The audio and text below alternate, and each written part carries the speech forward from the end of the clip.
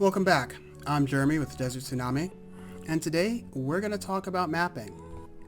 Now in our last tutorial video, we went over the general UI. Today we're going to get a little deeper into mapping. I know we spoke about it a little bit last time, but today we're going to get through some tips. There's going to be one spot of it that might be a little scary, but I promise we'll get through it. So let's get started. The first thing we need to do is make a new map. Right now we have our starting map, our debug room, but we need something where our game's actually going to start. So let's right click on tutorial and go to new. Let's name our map. So my little tester game here, I want it all to start off in a town. So I'm going to call this Seaside Hamlet. For the tile set, I want to change that back to outside. And then for the width, I want to change it to 40 and the height to 40. And then I'm going to say OK. Everything else we can leave alone. And here we go. We have our map. 40 units wide by 40 units long. Now, every map that you make is going to start off as a square. That's true for just about every game engine. What's going to change the shape of your map is how you decorate it and how you populate it. So, let's start decorating this. But first, this seems really big. Let's change that. Instead of deleting the map and starting over, let's right click on the map and go to edit. If you have the map selected, you can also just hit space. Over here in our width and height, I'm going to change the height to 30 and then say OK. Perfect. Next, we need to draw out the areas of this map. Now what I'm envisioning here is some grassy area up here, nice little beach, and some water down here. So let's start with that. First and foremost, let's not use the auto tiling just yet for this. Let's go ahead and click on layer 1. Remember, that's our lowest layer. Next, because I kind of want this to look like it's overlooking a beach in the ocean or the sea, let's click on this little tile here, make sure we're on our pencil tool, and we're just going to draw the area where we want the grass to be. Just going to fill that out here. Perfect. Let's do the same thing with the sand. So we're going to click on the sand. We're going to draw where we want the sand to be. And that's that. Now, we need to fill this in.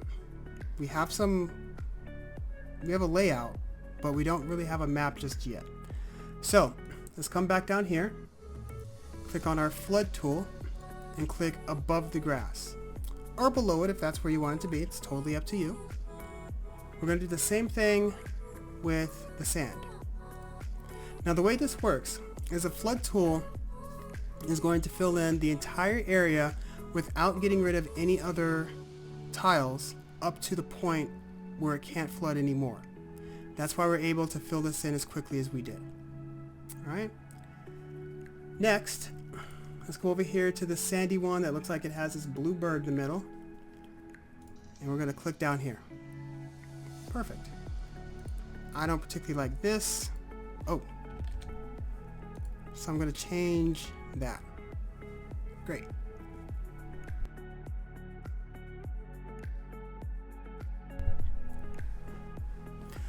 Alright. As mentioned, I do want this to look like it is overlooking. So we need to make some cliffs. I'm not going to grab the bottom part of this. I'm actually going to grab the bottom part of the next one to it. Because we see sand up here, we could assume that there's going to be sand on the bottom as well. Then I'm going to grab my rectangle tool and we're just going to draw out the cliffs. I'm going to make mine 3 high.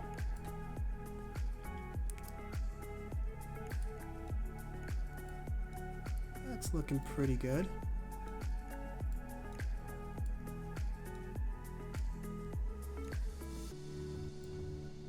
I'm going to leave this area alone for now because that's where I want my steps to be. Okay.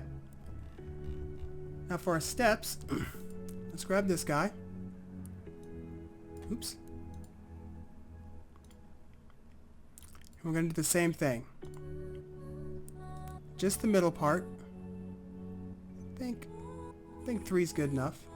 I'm going to come over here and grab the right side, or the left side. Come back over here to the pencil tool. I'm going to grab the left side. We can also use the rectangle tool for this as well. And there we go. We have some steps coming down. We can now access our town, our beach, and the water. Next, we need some paths. Now, this is where these layers are going to be really useful here. What I'm going to do is switch over to layer 2. It's going to transparent everything else. Over here, I'm going to grab this tile that looks like some grass with some dirt in the middle, and I'm going to start drawing out my paths.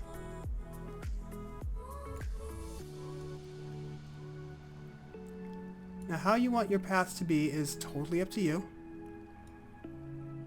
And of course, you should definitely play around with this to get the feel that you need. Okay, I like that. If we click back to auto, we can see how everything looks together. Looks pretty good. Next, let's come back over here to layer 2. Let's start adding some buildings. Now, we've spoken about building the outside of buildings in the last tutorial. Let's go through that one more time. Over here, we're going to see some of these tiles have 2 different variations. What these variations are is the darker one is the side of a building, and the top one is meant to be the top. So let's click on the side. I'm going to click on the rectangle, and I'm going to make our buildings, I think, too high. Too high feels nice. 4, 5. Perfect. Let's make another one over here.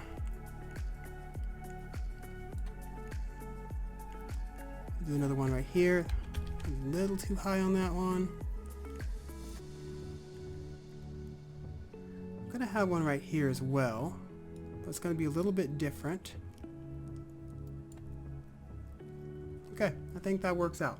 It's not much, but it'll do. Next, we need to put those roofs on here. Now, the roofs typically live in tile set C. I think these green ones are looking kind of nice, so let's do the same thing with these. We want to come back over here to our pencil tool.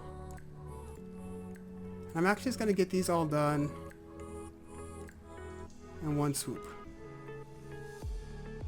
Grab the right side.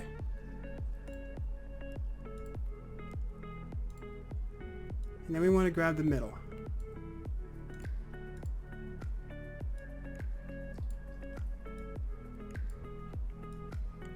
Okay. It kind of looks like a town. Town-ish. Let's go on and add some doors on here and some windows. This is actually going to be the side profile of one of the buildings. So I'm only going to put...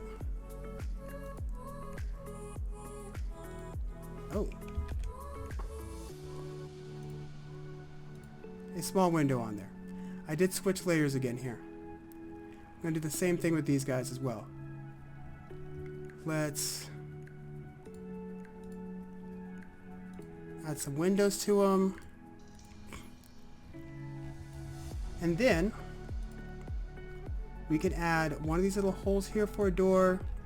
We can add this as a door. It's really up to you how you want your doors to look. I think I'm going to go with this way. Okay, that's coming along pretty nicely. Let's go on and add some shadows to this. And that's just to give it a little bit more depth.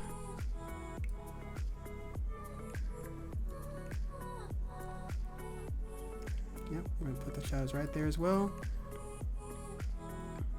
We can also put shadows under here if we really wanted to. Alright, now that we have the basics of our map, let's go on and start making it a little bit prettier. From here, this is where your decorating skills come into play. Add your trees. If you need rocks somewhere, you can do that as well. You can add, let's see. Nope, It's not over there. Oh, it's not here. Oh well. We can add some crates. So maybe they look like they are an industrious bunch of people. Let's get some more flowers in here.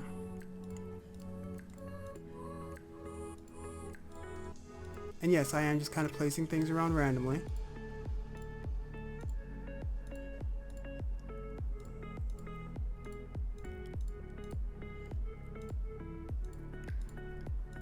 Okay, that looks pretty good.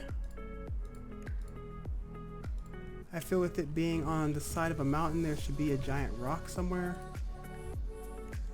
Or some kind of mound of rocks. That works.